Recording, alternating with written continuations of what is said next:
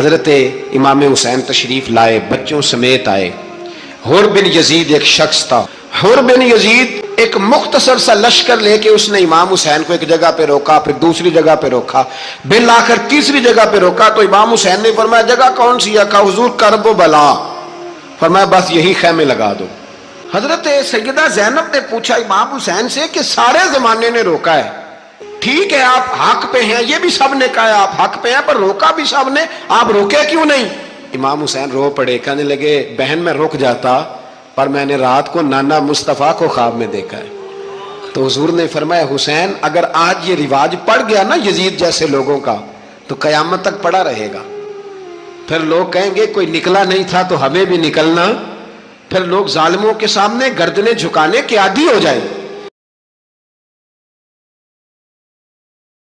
حضرت امام حسین تشریف لائے، بچوں سمیت